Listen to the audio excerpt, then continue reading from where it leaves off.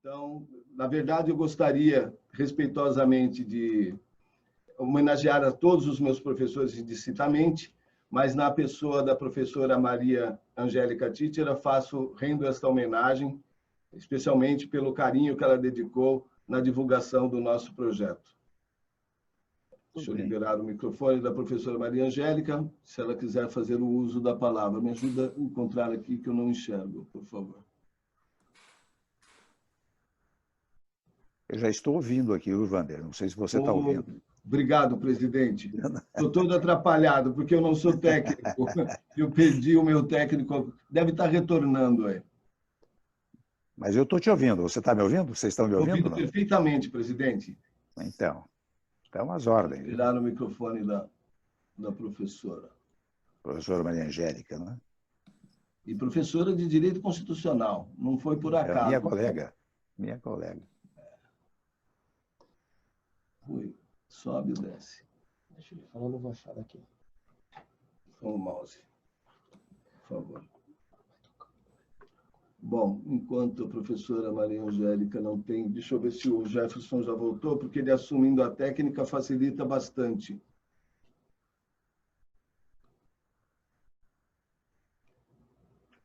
Deixa eu avisar no grupo que o acesso está liberado para 500. Eu estou vendo mensagens aí dos participantes dizendo que estão ouvindo, né? Ah, está aberto o chat? Eu nem sabia. Eu sou um analfabeto tecnológico. Quase. Só mais um instante, por favor, que já vai liberar o microfone da professora. Professora Angélica, com a palavra. Microfone liberado. Wander, obrigada. Quero agradecer a oportunidade de participar desse projeto, principalmente dessa Masterclass inaugural. Um agradecimento especial ao Dr. Michel Temer pela presença inusitada, que muito nos aperfeiçoará com seus conhecimentos.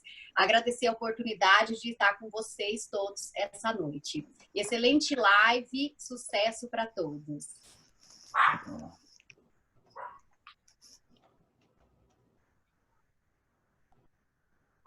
Muito obrigado, professora Maria Angélica, pelas palavras.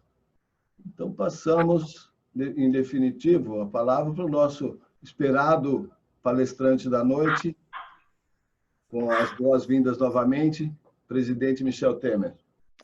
Obrigado, Wander. Eu quero cumprimentar você, cumprimentar a minha colega, professora de Direito Constitucional, Maria Angélica, dizer da satisfação que eu tenho de poder, assim, de maneira virtual, não é, professora? Dirigir-me a todos vocês, aos alunos, né?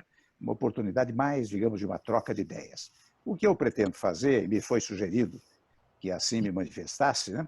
Que eu pudesse traçar digamos assim, um panorama do direito constitucional brasileiro e, portanto, no particular, um exame do texto constitucional ora em vigor, aquele que criou o Estado brasileiro em 5 de outubro de 1988. E, para tanto, viu, Wander e professora Maria Angélica, eu vou me permitir fazer uma breve introdução, dizendo um pouco de como a cultura político-institucional brasileira se posicionou ao longo do nosso período, aliás, desde o Brasil Colônia. Por que é que eu falo do Brasil Colônia? Porque nós temos, interessante, no Brasil, uma cultura que leva sempre a ideia da concentração do poder, a ideia da centralização do poder. Então, por que é que eu vou lá ao Brasil Colônia, né? Porque é interessante, vocês sabem que o primeiro instrumento governativo que nós tivemos foi, na verdade, foram as capitanias hereditárias. Depois, o governo geral, portanto, uma centralização do poder. Depois, quando viemos para o Império, nós tivemos um Estado unitário, não é? E um Estado unitário que se verificou com a Constituição de 1824, e como naquele período nós estávamos muito próximos ainda, tanto do Estado absolutista, né, do século passado, como, de igual maneira, dos movimentos que criaram, digamos assim, a ideia de que o poder emanava do povo e emanando do povo, haveria de ser exercido por órgãos distintos, né, exercentes de funções distintas, mas volto a dizer, como nós estávamos muito próximos também do Estado absolutista, é interessante que a Constituição de 1824, ela assumiu a teoria da separação de poderes, mas criou um quarto poder, o poder moderador, que, na verdade, cabia ao imperador, e nos dizeres da Constituição de 1824, o imperador era a chave política do império, e a ele incumbia velar pela independência e harmonia dos demais poderes. Não é?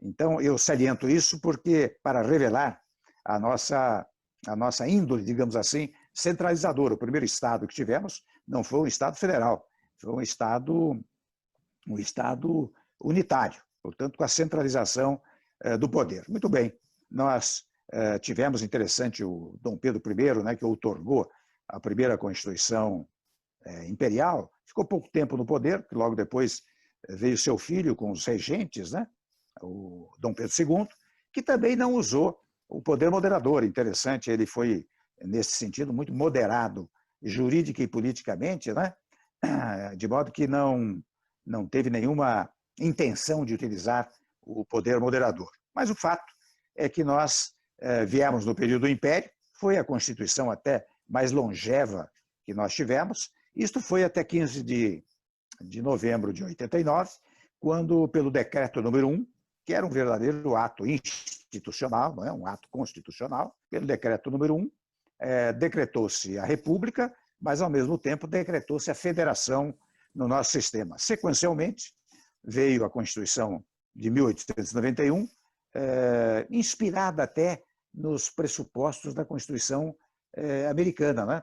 Seus redatores e pensadores foram Rui Barbosa, Aristides Lobo, Benjamin Constant, né? Então, inspirada no sistema americano.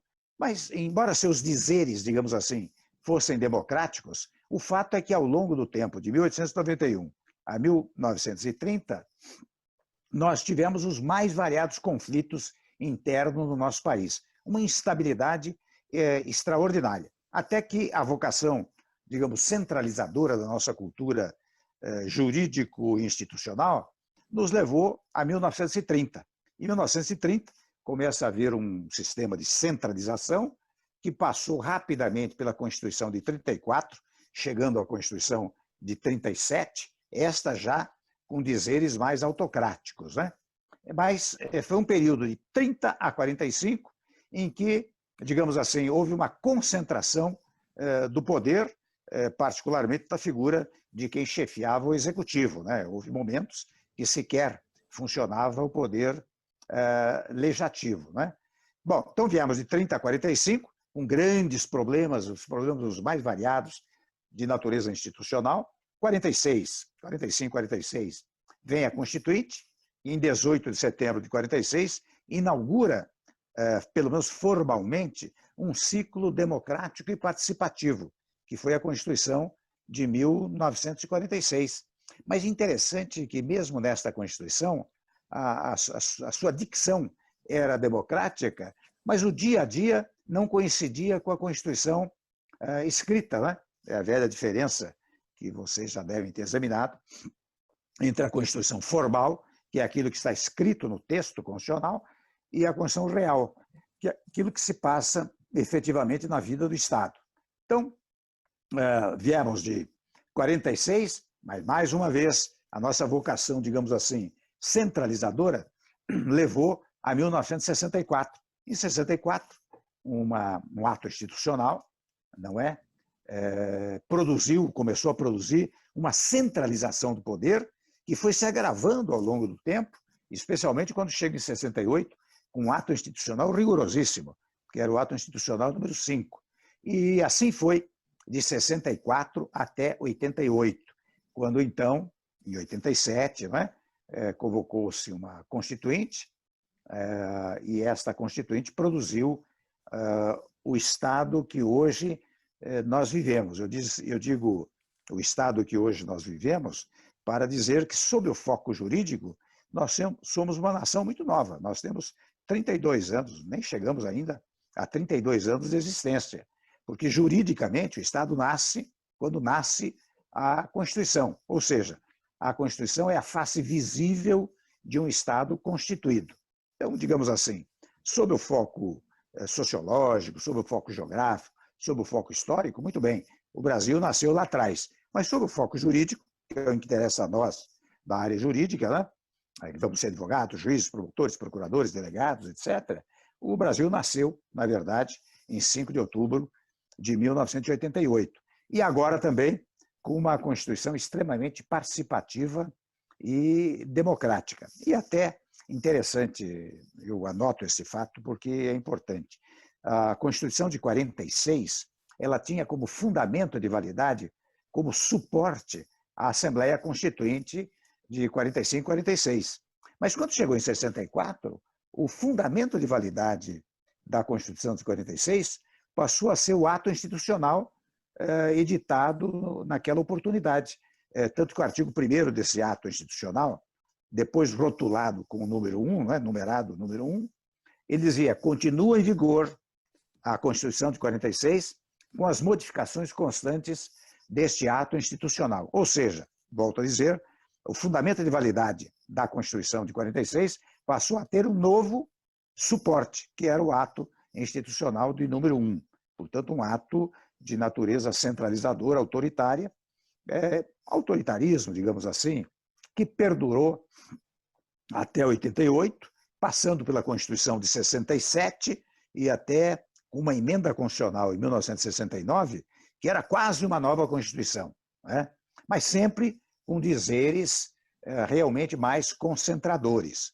E o que aconteceu nesse período, de 64 a 88? Os mais variados conflitos institucionais, pessoas banidas do país, pessoas presas, guerrilha urbana, guerrilha rural, conflitos os mais variados ao longo do tempo, né, que fizeram nascer a tese de uma Assembleia Constituinte Popular, e volto aqui a dizer que se reuniu em 1987, 88 e produziu um novo Estado brasileiro. Foi até, devo dizer, eu que sempre lecionei na área de direito constitucional, né?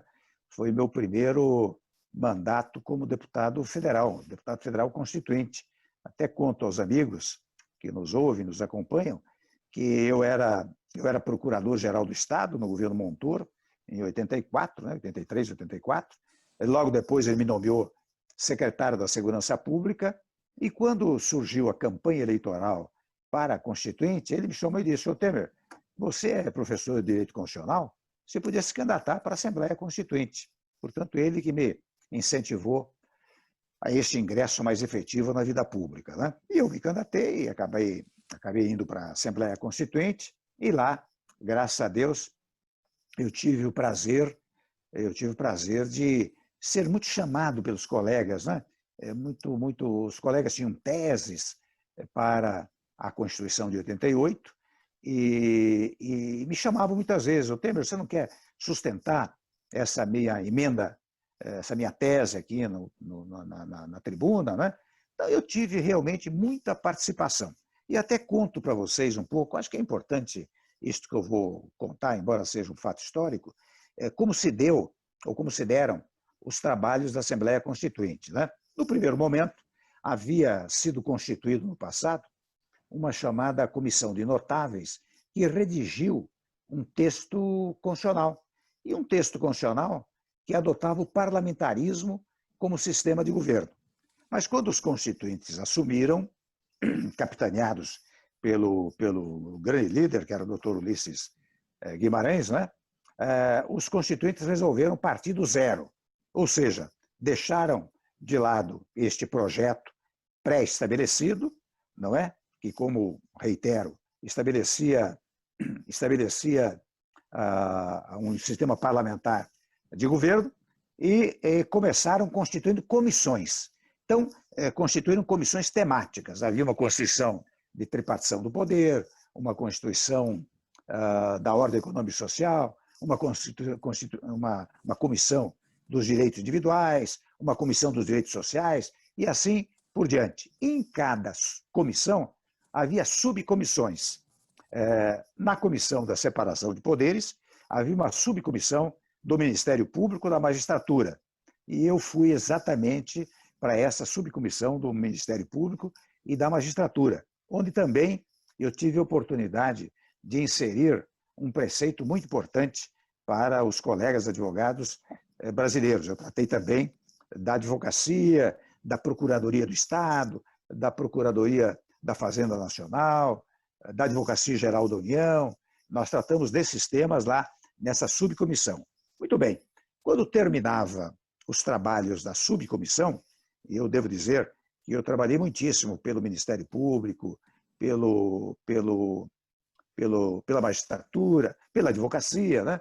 Até o meu gabinete, eu conto uma particularidade, era uma espécie de centro dos que faziam lobby, né? Membros do Ministério Público, magistratura, advogados, procuradores de Estado, todos tinham assento lá no meu gabinete, porque eu era da área jurídica e com muita naturalidade eles me procuravam, né? E daí, as conclusões de cada subcomissão iam para a comissão de que fazia parte esta subcomissão, que sistematizava os trabalhos das subcomissões. E, afinal, os trabalhos das várias comissões, eu acho que eram 9 ou 10 comissões, agora me falha um pouco a memória, mas eram 9 ou 10 comissões gerais. Os trabalhos dessas 10 comissões gerais foram para uma chamada comissão de sistematização, que era integrada por 90 e poucos dos 580 e tantos constituintes, né? Eu até tive a honra de ser designado também para essa comissão de sistematização. Ou seja, nós recebíamos os trabalhos de todas as comissões gerais e íamos sistematizar num texto único. E assim foi feito. E, ao final, é claro que houve muitos eventos políticos no meio de tudo isso, né? Vocês sabem que nós trabalhávamos, interessante naquele período, nós tínhamos sessões aos sábados, domingos, muitas vezes até de madrugada. Foi um período muito fértil de produção legislativa, afinal, estava se criando um novo Estado brasileiro, não é? E devo até registrar a presença de todos os setores sociais durante os trabalhos da Assembleia Constituinte. Não foi sem razão que, ao final, o doutor Ulisses Guimarães, ao promulgar a Constituição, disse: esta é a Constituição cidadã, porque teve a participação de todos os cidadãos brasileiros. Muito bem. Depois de sistematizados os vários textos, veio uma chamada comissão de redação final. Esta comissão de redação final era de 26 membros. Eu também tive a honra de participar dessa comissão final, ao lado de vários companheiros, o Nelson Jobim, o Plínio Arruda Sampaio, enfim, colegas da melhor suposição, que fizemos uma redação final. E até interessante, quando se fez a redação final, nós chamamos um professor de português, um filólogo, não é? Para ver se estava tudo em ordem, se o português da redação, enfim, da Constituição, estava correto. Esta foi, eu diria, até a última fase da Assembleia Constituinte. E quando se deu a redação final, esta redação foi levada ao plenário da Constituinte e, afinal, depois de discussões que lá se verificaram, nós promulgamos em 5 de outubro de 88 o novo Estado brasileiro, a nova Constituição. Muito bem. Então, com isto, o que eu quero significar? Eu quero significar que houve um movimento político, né? Porque o poder constituinte não é um fenômeno jurídico. O poder constituinte é um fenômeno político. E como fenômeno político, a grande tendência, a grande luta daqueles que antecederam a Constituição de 88 era eliminar o autoritarismo e fazer um regime verdadeiramente democrático. E aqui eu começo a dizer a todos vocês que é interessante observar logo o artigo 1º da Constituição, onde não se disse apenas que o Brasil é um Estado democrático ou que o Brasil é um Estado de direito. Nós dissemos que o Brasil é um Estado democrático de direito. E nós todos sabemos que na ciência política, Estado democrático e Estado de direito têm uma certa equivalência. Portanto, por que de Estado de direito tem equivalência com o Estado democrático? Porque o Estado de direito surgiu em oposição ao Estado absolutista, né? Aquele Estado em que havia um único poder, não é? E que o poder não emanava do povo. O poder emanava, até num dado momento, faço aqui um corte, né? Num dado momento, começou-se a dizer, mas escute, o soberano manda em tudo, o imperador manda em tudo, mas de onde vem o poder dele? Não vem do súdito. Daí, alguns politólogos inventaram a teoria do direito divino dos reis. Ou seja, o direito do rei, do imperador, vinha da divindade, não vinha do povo. Quando surgiram as teorias democráticas, é que se passou a dizer, não, o poder tem que vir do povo. Não é? Isso se deu na Declaração Universal dos Direitos do Homem, da Revolução Francesa, mesmo antes, na Declaração da Independência Americana, em 1776, também havia uma declaração de direitos individuais, e de igual maneira interessante na Inglaterra, houve vários atos normativos que foram pregando esta participação popular, desde a chamada Magna Carta, em 1215, quando os nobres foram a João Sem Terra e disseram, olha aqui, quando você for nos tributar, você tem que nos consultar. Foi o primeiro momento de uma relativa participação, embora da nobreza. Mas, ao longo do tempo, não é? O direito de petição, por exemplo, nasceu na Inglaterra. O habeas corpus. O direito de petição era um direito que o súdito passou a ter de dirigir um pedido ao rei. Isso é o direito de petição. Não é? Mas foi um avanço, porque já era uma manifestação do súdito daquele império. Não é? Depois o habeas corpus. Né? Enfim, vários momentos normativos foram se verificando na Inglaterra, de modo a chegar ao ponto em que, num dado momento, o Estado não era mais absolutista, ou seja, um Estado que concentrava o poder. A frase clássica é aquela que se atribui a Luís XIV, né? Eu sou Estado, l'état c'est moi, eu sou Estado. Né? Quando veio a teoria da separação de poderes, concomitantemente, veio também a teoria de que o poder emanava do povo. Não é? E assim foi, como pude revelar no breve histórico, desde a Constituição Imperial de 1824. Então, digo eu, nós estamos tão ansiosos por uma democracia efetiva, plena, completa, integral, íntegra, né? Que nós enfatizamos a ideia da democracia, dizendo que o Brasil é um Estado democrático de direito. Né?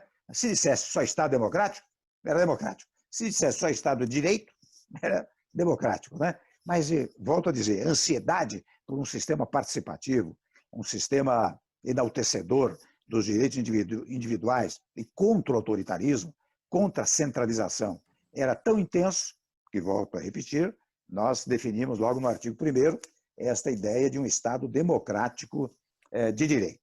Muito bem, mas como é que se constituiu o Estado brasileiro? Nós tivemos, penso eu, na Constituição de 88, a sabedoria de amalgamar, digamos assim, os princípios do liberalismo com os princípios do socialismo, de um lado, e logo mais vou dar exemplo. E, de outro lado, fomos capazes de criar um capítulo referente aos direitos individuais extensíssimo, acho que é o maior do mundo.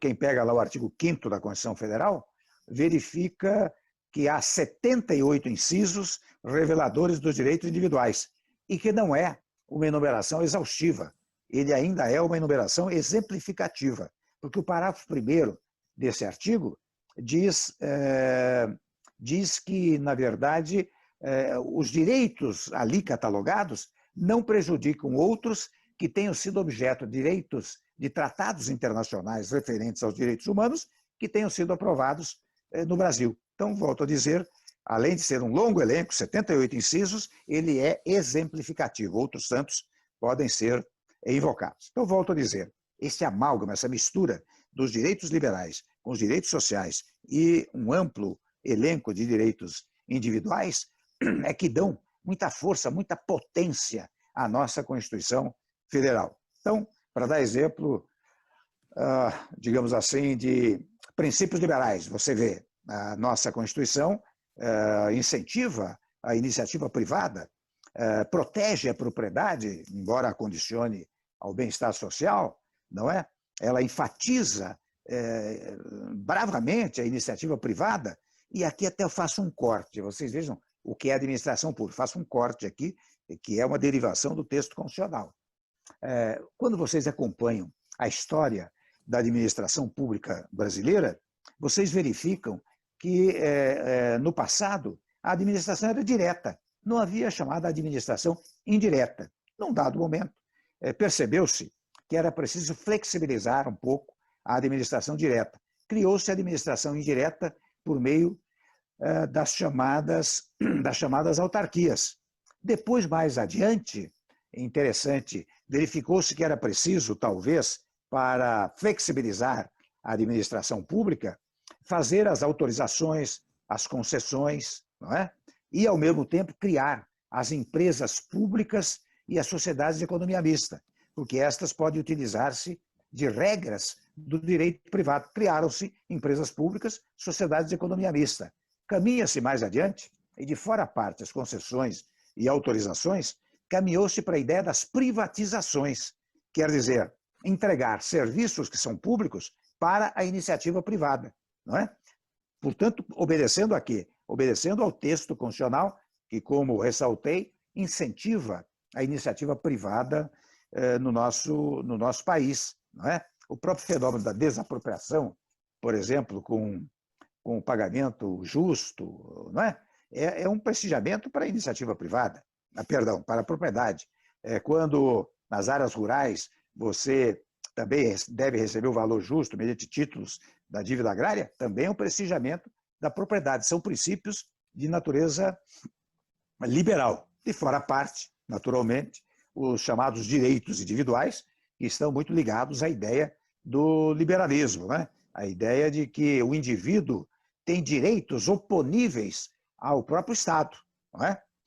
E por outro lado, digo eu, a Constituição tem um capítulo dos direitos sociais, não é? E sobre ter de um capítulo referente aos direitos sociais, ainda estabelece o próprio direito dos trabalhadores, que tradicionalmente se encontravam nas leis trabalhistas, no texto constitucional. Vocês abrem aí o artigo 7º da Constituição Federal e vem todos os direitos ali elencados, direitos dos trabalhadores previstos no texto constitucional, até o mais trivial dele, auxílio maternidade, auxílio paternidade, salário de família, direito a férias, 13º, etc. Está tudo lá no texto constitucional. Ou seja, mais uma vez enfatizo, ao lado dos direitos liberais, os direitos sociais e, no particular, os direitos individuais. Isso é que tem nos permitido, interessante, embora ela seja uma Constituição analítica, pormenorizada, ela não é uma Constituição principiológica, como é o caso da Constituição americana, né, que data de 1787. E, ao ser analítica e pormenorizada, o primeiro efeito dela, quero que registrem isto, é que ela reduz a margem discricionária do legislativo e do judiciário. Discricionária quer dizer a margem de escolha. Então, o legislativo não pode, por lei ordinária, fazer muita coisa porque está previsto na Constituição. Não é sem razão que nós temos, a esta altura, mais de 100 emendas à Constituição, 106, se não me engano agora, emendas constitucionais já aprovadas, porque quando se quer modificar alguma coisa, tem que fazer por meio de emenda à Constituição Federal. E, de igual maneira, ela de alguma maneira, restringe a área discricionária do Poder Judiciário, porque as coisas todas estão quase literalmente previstas no texto constitucional. Portanto, a criatividade, por assim dizer, da jurisprudência também cai em face desta redução da capacidade de escolha que o Legislativo e o Judiciário teriam numa Constituição simplesmente principiológica e não pormenorizada como é a nossa. Mas digo eu, isso não prejudicou o país, não. Vocês sabem que nós temos, a esta altura, nós temos contornado várias crises graças a essa pormenorização do texto constitucional, não é? Vejam que, embora sejamos uma nação muito jovem, juridicamente, nós temos vamos fazer 32 anos de existência, nós já tivemos 2 impedimentos, 2 impeachment no nosso sistema, e tudo transcorreu com a maior tranquilidade. e transcorrendo com a maior tranquilidade jurídica, né? Claro, politicamente não, politicamente sempre tem oposição, mas isso faz parte do jogo democrático, né? Mas juridicamente transcorreu pacificamente. O presidente foi afastado, assumiu o vice-presidente com a maior tranquilidade. Isso dá, digamos assim, a força das nossas instituições, não é? Então, quando nós examinamos a Constituição e verificamos esses instrumentos, nós fizemos um bom trabalho durante a Constituinte. E vejam que interessante, nós ampliamos de uma tal maneira a ideia de que esta Constituição não é uma Constituição para ficar apenas nos seus dizeres legais, porque nas Constituições anteriores era muito comum, como é comum nesta de 88, que o preceito constitucional diga o seguinte: olha aqui, as pessoas têm os direitos tais e quais, vírgula, nos termos da lei. Então, o que significa isso? Significa a necessidade de uma legislação integrativa, não é? Enquanto não vem a legislação integrativa, aquele direito não vale. E muitos, na Constituição de 46, não foram regulamentados, muitos dispositivos, como de igual maneira, de 67, também não foi regulamentado. Então, esta Constituição, ela se quis plenamente aplicável. Isto vem a história das normas, né? Das normas plenamente aplicáveis, das normas de eficácia limitada, das normas de eficácia redutível. O que é a norma? Faço aqui um cortezinho. O que é a norma de eficácia limitada? Aliás, de aplicabilidade plena. É aquela de o Brasil é uma república federativa. Pronto, não tem mais nada. É de aplicabilidade plena, né? O que é norma de eficácia limitada? É aquela que depende, como disse, de uma legislação que integre aquela norma. Então, fulano tem direito, pessoas têm direito tais e quais, nos termos da lei.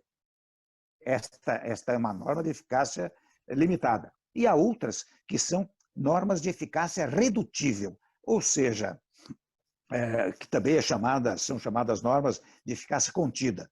São normas que elas têm plena aplicabilidade, mas podem reduzir da sua aplicabilidade pela legislação infraconstitucional.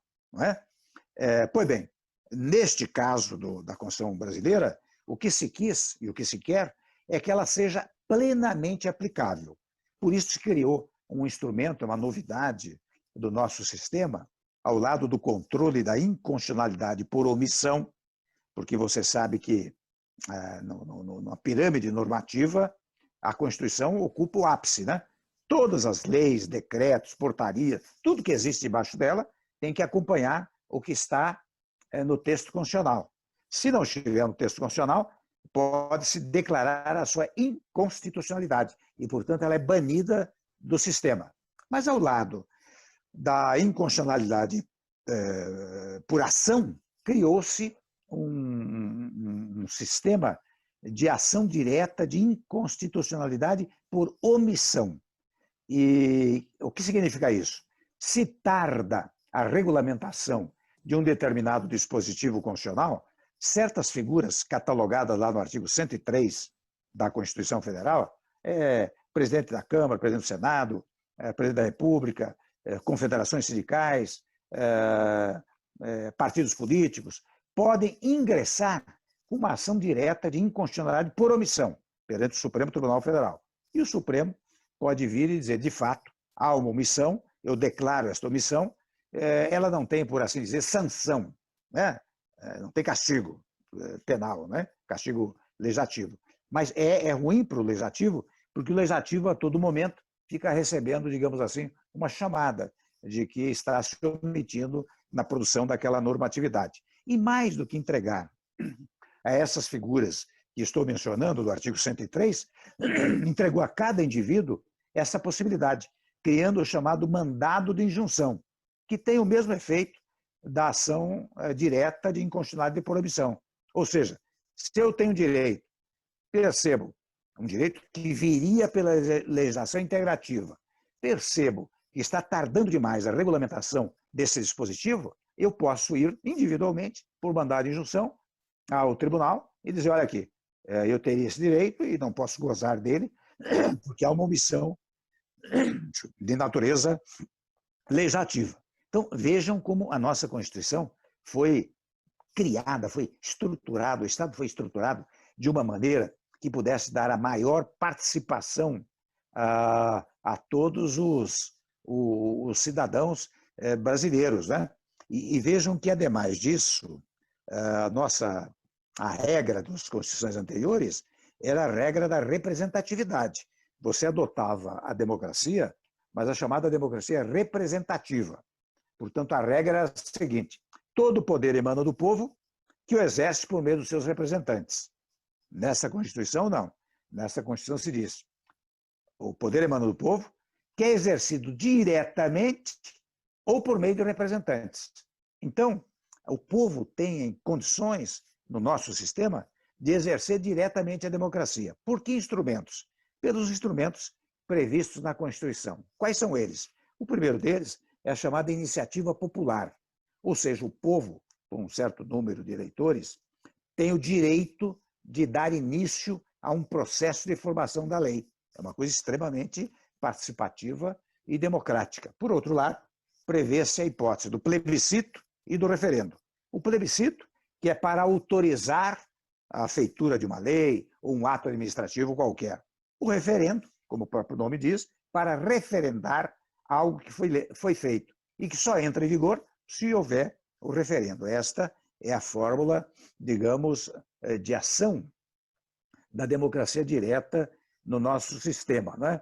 Mas, ao lado da democracia direta, é claro, adotou-se a democracia indireta. Quem é que exercita a democracia indireta? São os órgãos do poder, né? Poder legislativo, poder executivo e poder judiciário. E interessante, aqui eu faço mais um cortezinho para dizer o seguinte, que o poder no nosso sistema é do povo. Portanto, só há uma autoridade que tem poder no povo, no país, que é o povo. As demais autoridades, meus amigos, são autoridades constituídas, não são autoridades por conta própria. Quem é autoridade por conta própria é o povo. E como é que se divide esse poder para ele ser exercido? Organicamente, como acabei de dizer, por meio do legislativo, executivo e judiciário.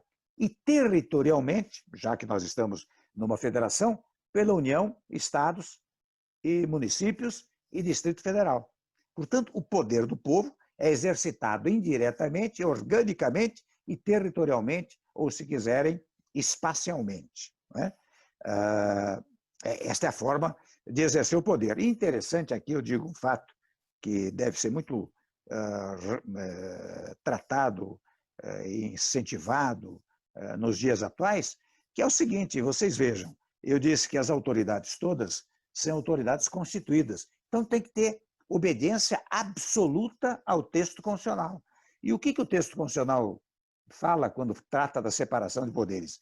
Diz que os poderes são independentes e harmônicos entre si. O que significa a independência? Isso eu digo aí no meu livro, no Elementos de Direito Constitucional.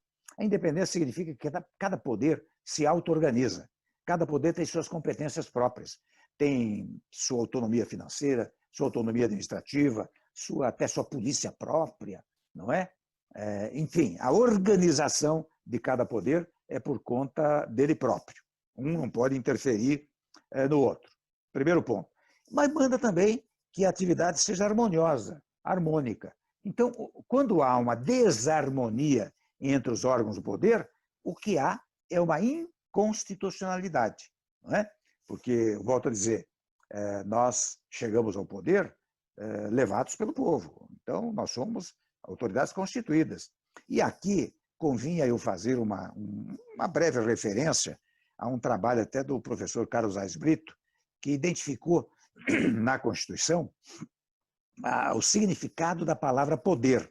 E com isso ele quis dizer o seguinte, interessante: a Constituição ela é interpretada literalmente. Aliás, os latinos dizem, né? In claris cessat interpretatio. Quer dizer, diante da clareza do texto, não há o que interpretar. Mas onde não há clareza, você pode ter uma chamada interpretação sistêmica do texto constitucional. Examinando todo o sistema, você pode dar uma solução daquilo que às vezes não está literalmente estabelecido. E volto então uma interpretação sistêmica ao trabalho do Carlos Aires Brito, que, examinando a palavra poder no texto constitucional, dá-lhe 3 significações. O primeiro significado é quando a Constituição diz assim: todo poder emana do povo.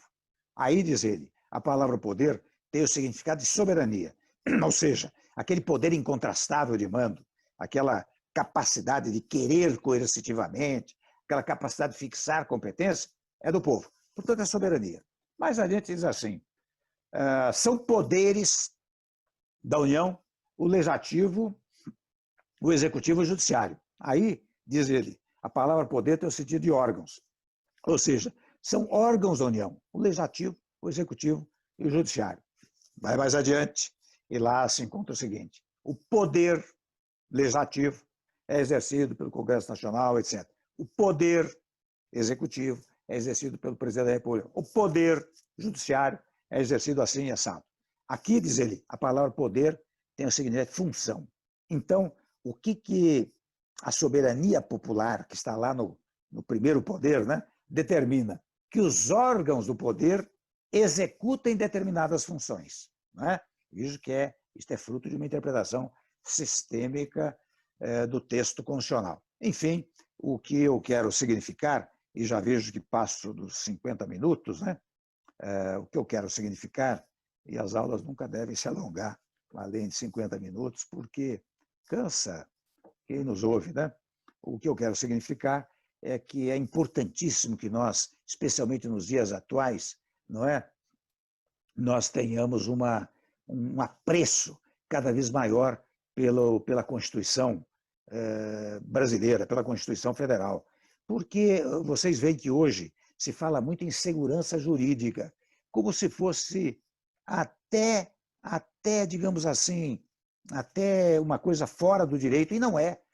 Só tem segurança jurídica quando se cumpre rigorosamente o texto constitucional e a legislação infraconstitucional, não é?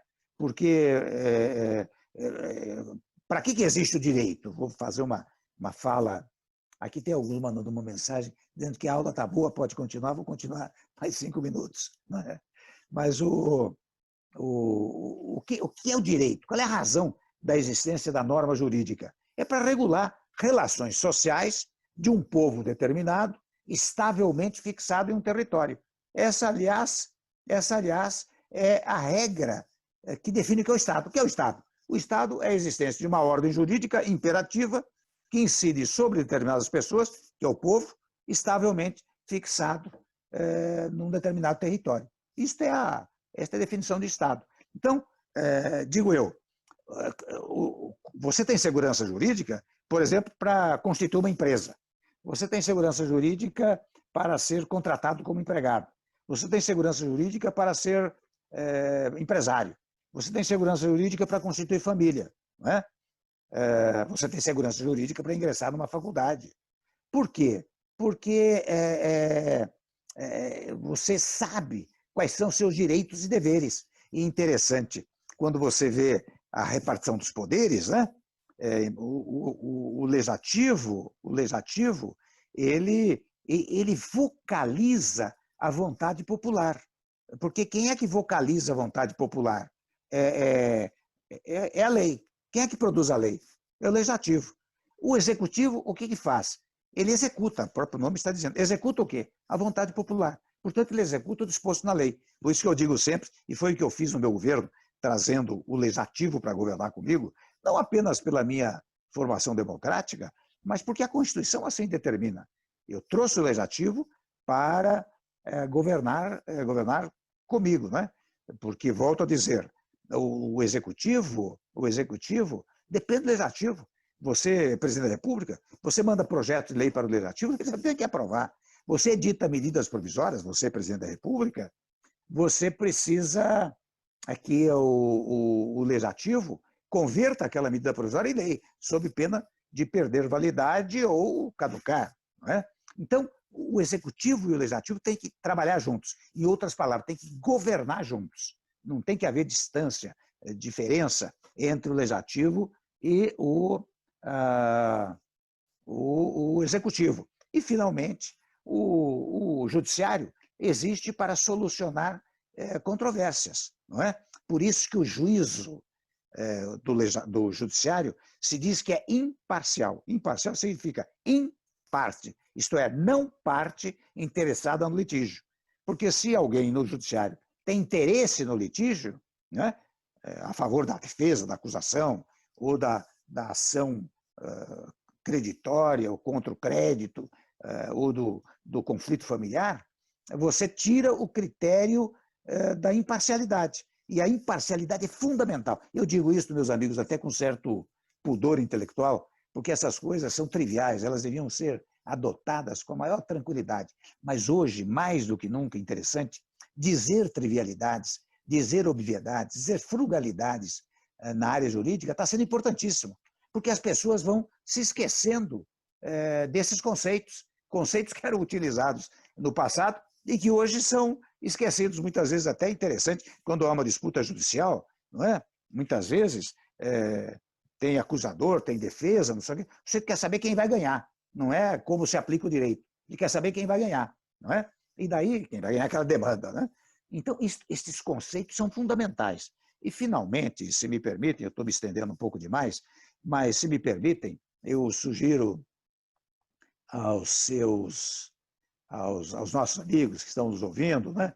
Eu sugiro que leiam muito, viu? Leiam muito, não só os livros técnicos. Evidentemente, se eu puder sugerir, não é, professora Maria Angélica, que leiam a Constituição por inteiro, porque a Constituição é um sistema. Lendo a Constituição, título por título, capítulo por capítulo, sessão por sessão, vocês vão verificar. Eu estou fazendo aqui uma síntese, naturalmente, né? Fazendo uma síntese. Mas se lerem, vocês vão ver que organização extraordinária traz a Constituição. Mas mais do que isso, eu acho que tudo que lhes cair às mãos, romances, vocês devem ler, não é? Não quero dizer que não deva ver televisão, mas a televisão manda a mensagem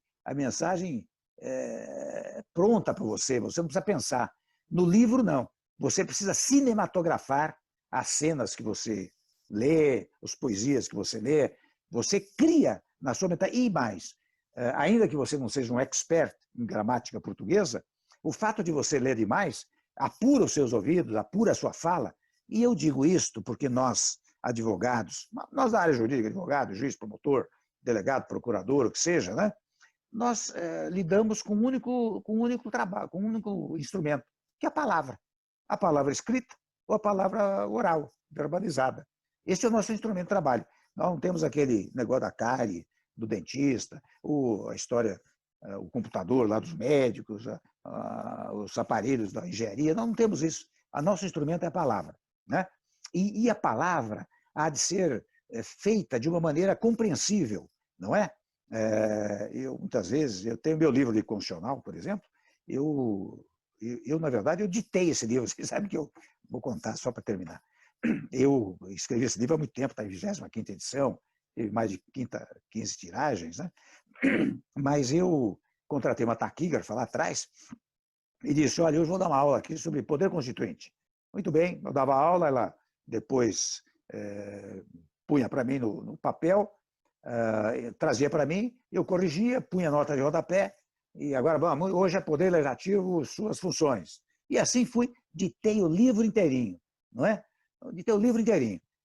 E por isso que, graças a Deus, ele tem uma boa aceitação, né?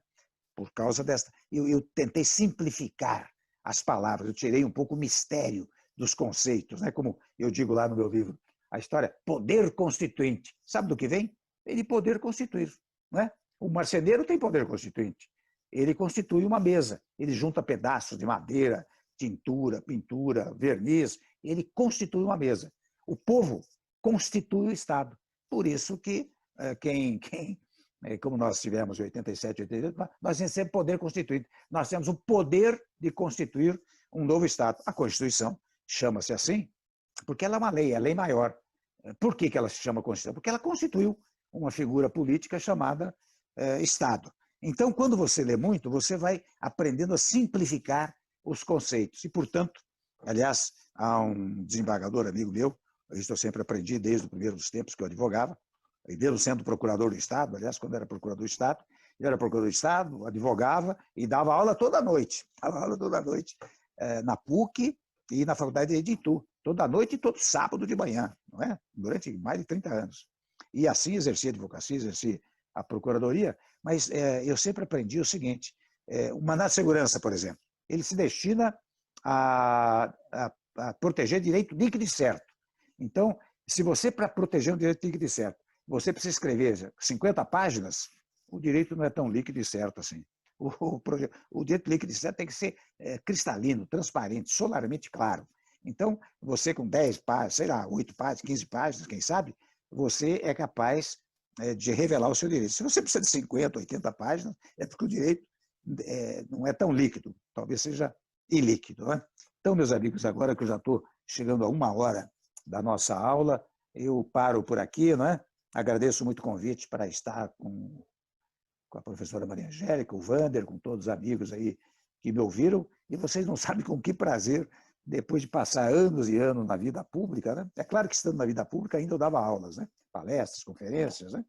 Mas depois de enfrentar, digamos assim, os azares da vida pública, né? O prazer que eu tenho de poder dar uma aula como esta que eu dei aqui. Eu espero que tenham apreciado, que tenha sido minimamente útil, e depois, se o Wander puder, até vou pedir que ele me mande uma cópia dessa gravação. Né? Ô, presidente, Obrigado a vocês. Com certeza enviaremos. Não foi possível fazer a transmissão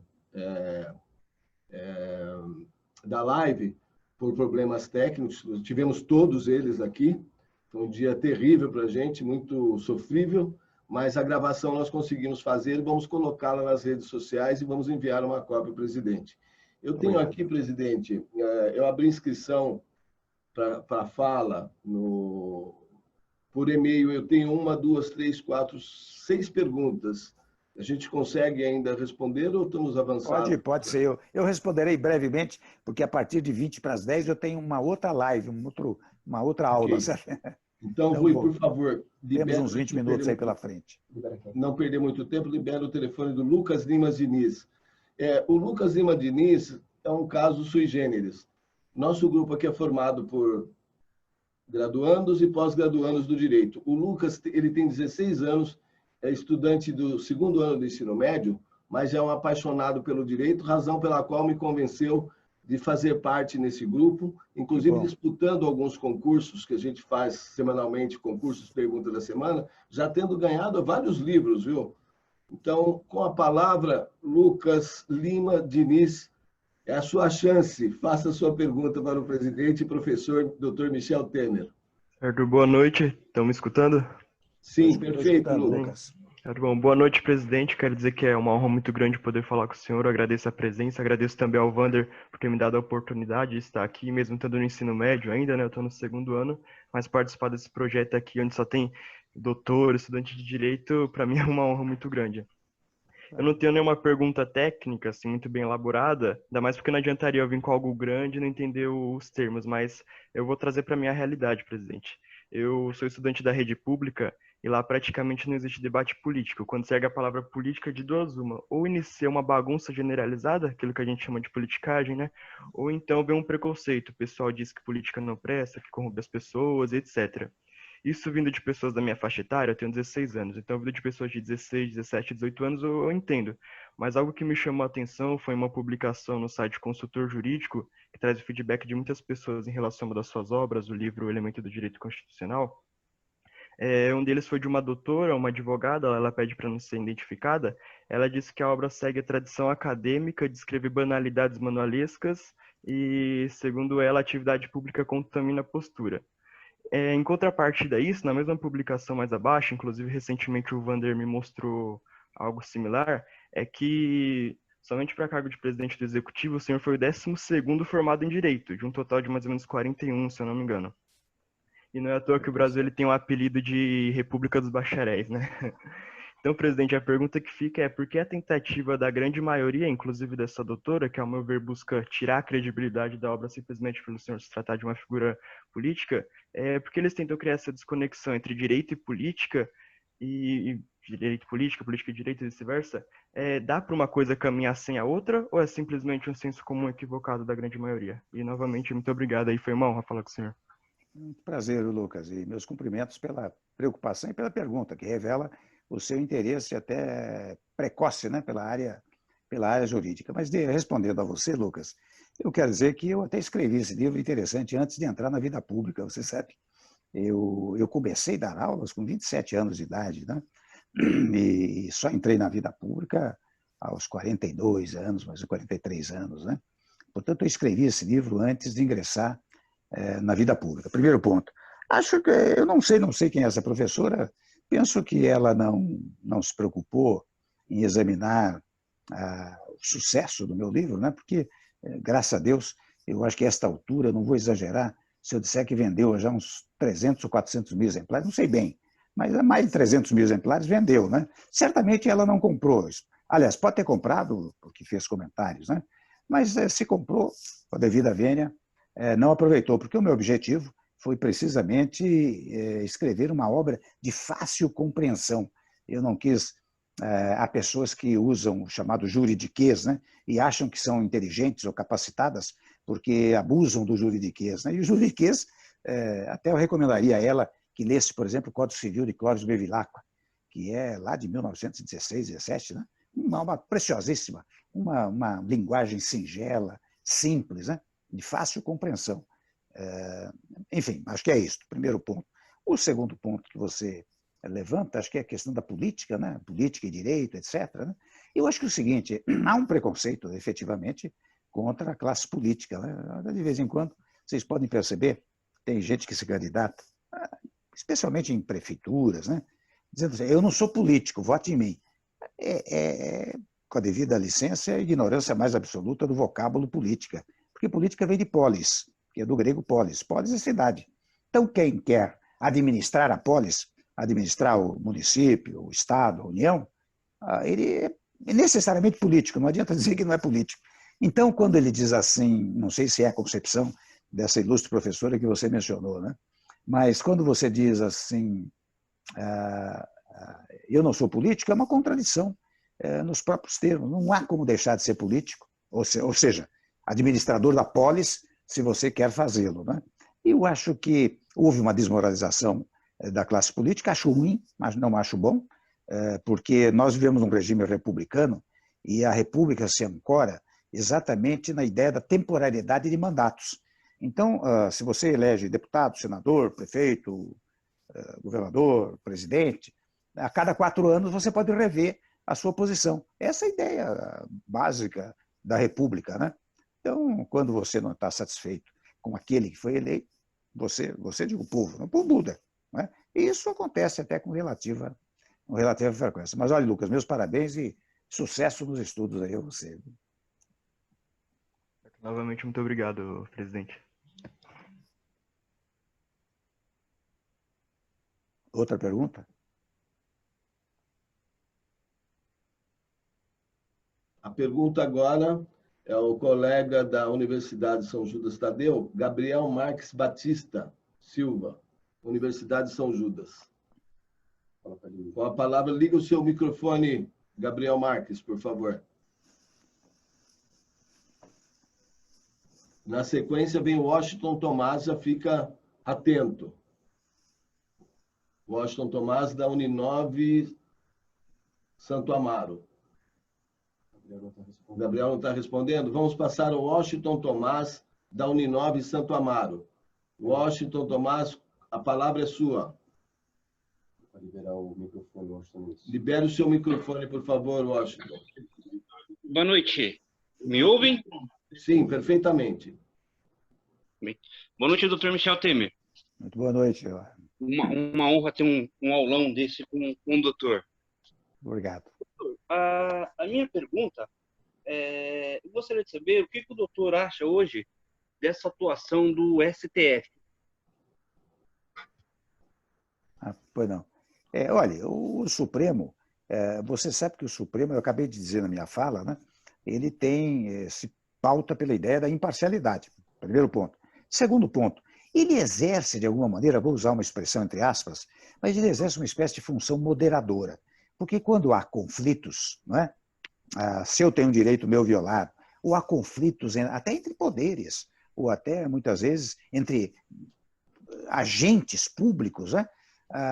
Quem acaba dando a última palavra é o Supremo Tribunal Federal. Muitas vezes ele decide pela literalidade do texto constitucional. Em outras hipóteses, ele decide por um exame sistêmico do texto constitucional.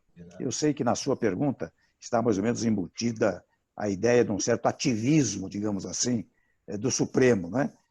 Mas interessante, o Supremo ele não age por conta própria, ele é um poder, vou usar a expressão entre aspas, inerte. Ele só age se provocado. E você sabe, eu fui presidente da Câmara dos Deputados 3 vezes, antes de ser vice-presidente, depois presidente da República. Você sabe quem provoca muito o Supremo Tribunal Federal? São os poderes, especialmente os membros dos poderes, deputados, partidos, senadores, partidos políticos, ministros, né? Eles é que provocam o Supremo. E o Supremo vem e exerce essa função de dizer o direito aplicável àquela controvérsia, né?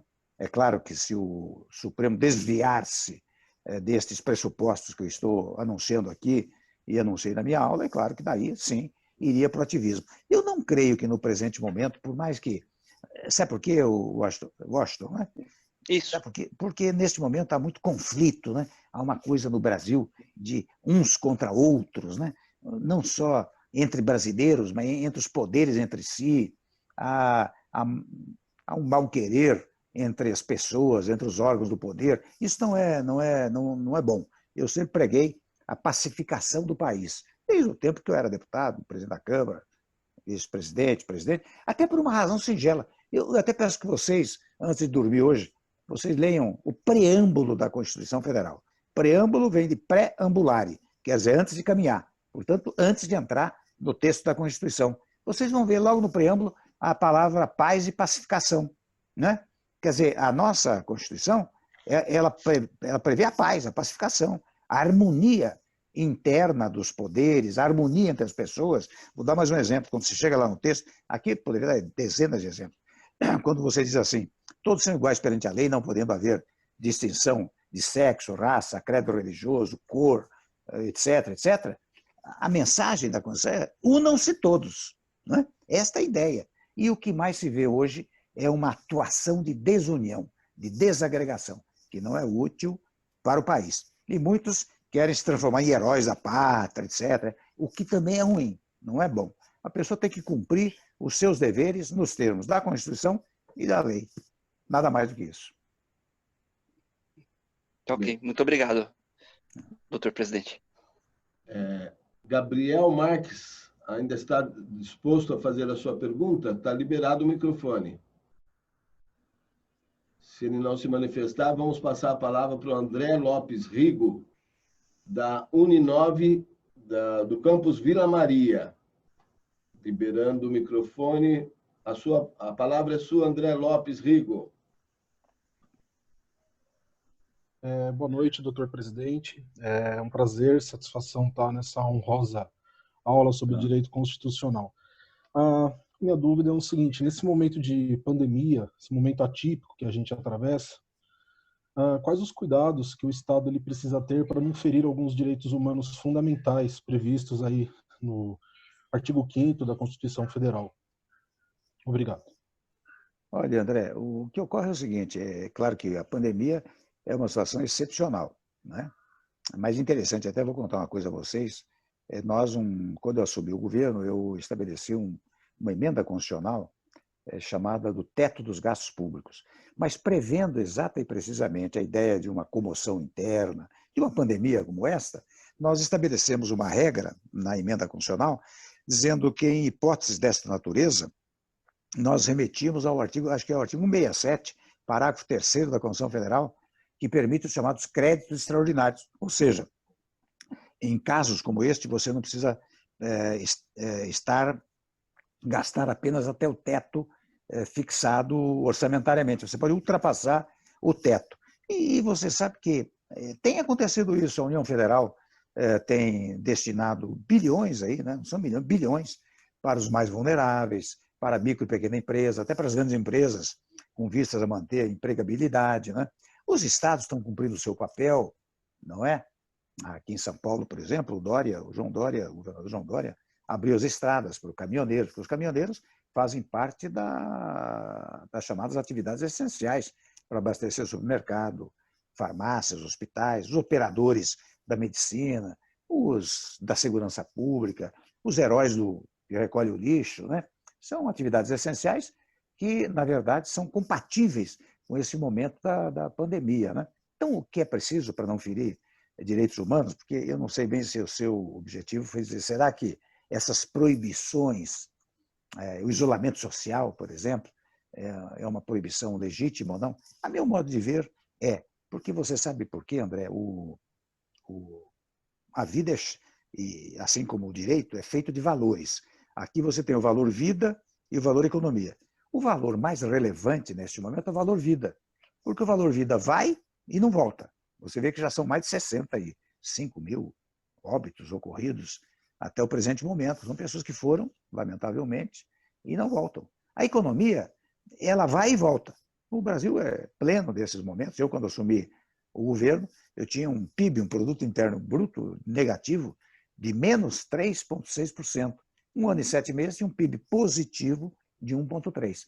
Por isso eu quero demonstrar que a economia vai e volta. Portanto, mesmo estando em situações excepcionais, o direito fornece meios e modos para enfrentar essas comoções internas, né?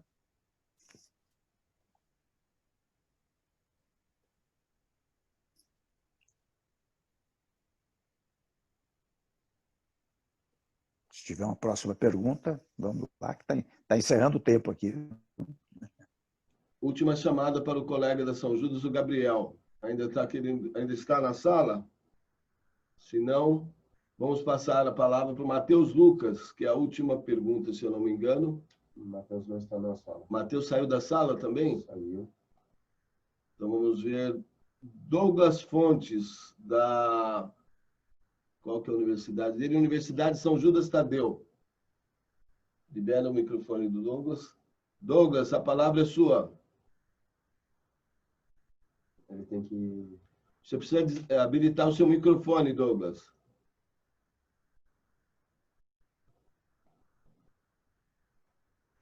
E tem uma última inscrita. Estão me ouvindo? Ok, estamos. Não mais. Não mais. Fala para ele ligar. Liga novamente seu microfone, Douglas. Oi, boa noite. Estão me ouvindo? Sim. Boa noite. Primeiramente, é uma grande honra falar com o presidente Temer. Sou um grandíssimo fã.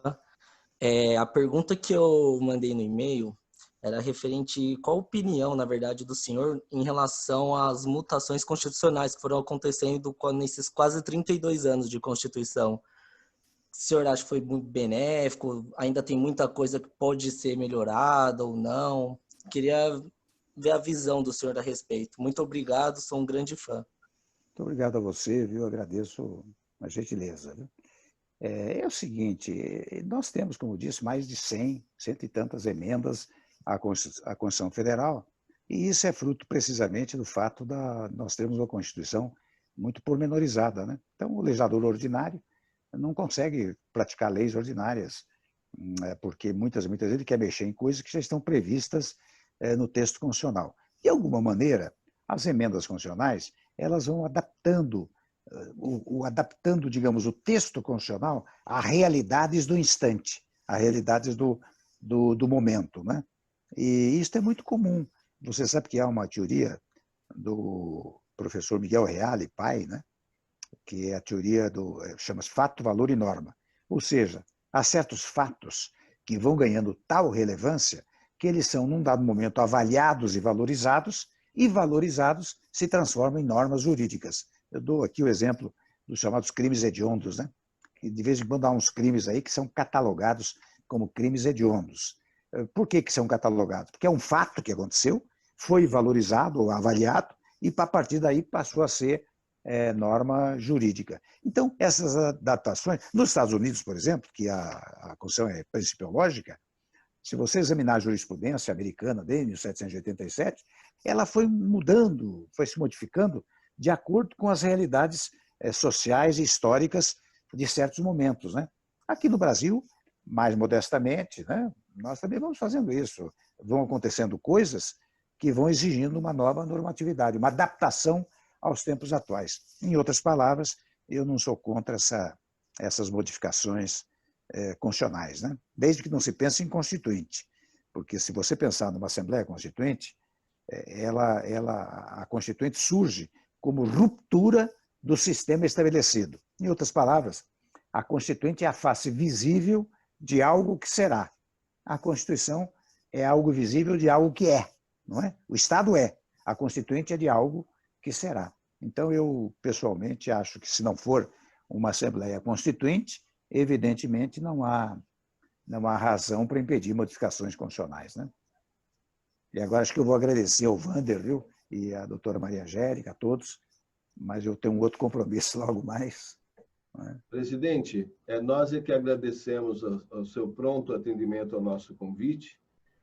Confesso que pelas mensagens que eu estou vendo aqui, as pessoas que tiveram a paciência de aturar todas as falhas que nós tivemos, estão muito satisfeitas com a palestra e os comentários são os mais favoráveis possíveis.